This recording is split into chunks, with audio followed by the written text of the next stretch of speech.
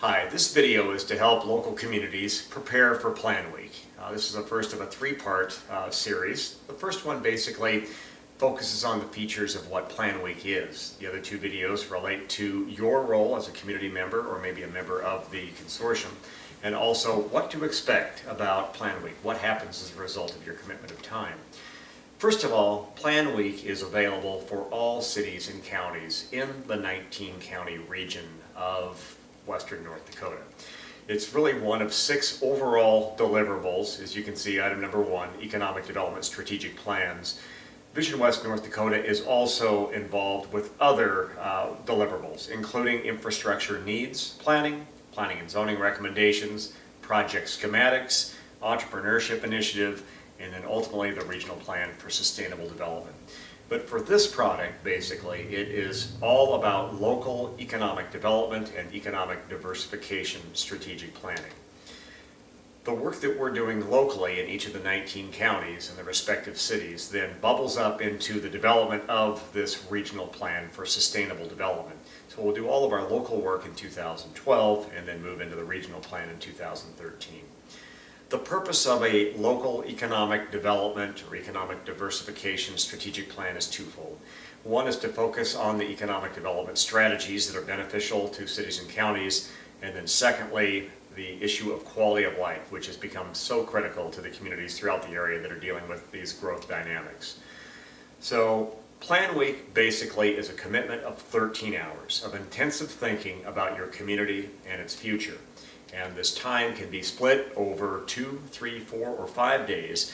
We want to make it convenient for the community folks that are involved with this process. So sometimes it's 2 days, but it's still 13 hours. 8 hours the first day, 5 hours the second day, or it can be split over an entire week, depending on what works best, again, for the volunteers. I really want to stress that this process is different than any other economic development strategic plan that any community has engaged in before. We think of it as very objective, very comprehensive, and very fast, basically. And so it is different. Communities that have an existing economic development strategic plan typically will still benefit by this process. There are 7 sessions involved with this particular process. The first one is to analyze 25 possible strategies. These are strategies to create jobs, diversify the economy, and improve the overall quality of life. So we analyze those, and we identify from a logical standpoint what makes the most sense for your city or county. And then we do a very traditional part of strategic planning, which is simply listening to the community. We hold an evening session in which the community is invited, and we offer them basically questions so they can provide some input on what the steering committee is doing, and then we just open it up for a broad dialogue, typically involved with the quality of life aspects of things that are impacting the community.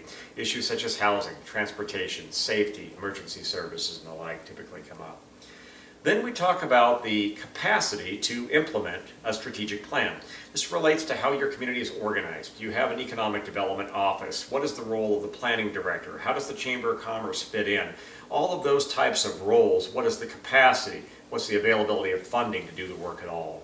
And after we do those 3 things, then the steering committee will select strategies. Of those 25 strategies and of a group of quality of life initiatives, what makes the most sense for your town or for your county?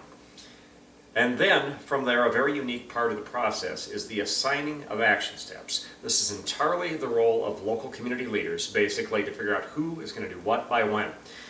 They also then will choose quality of life initiatives, and then we close by offering an opportunity, typically about 30 minutes of discussion about what is really special about your community, its people, its places, its buildings, and that really becomes the front end of the strategic plan. That's the end of that one.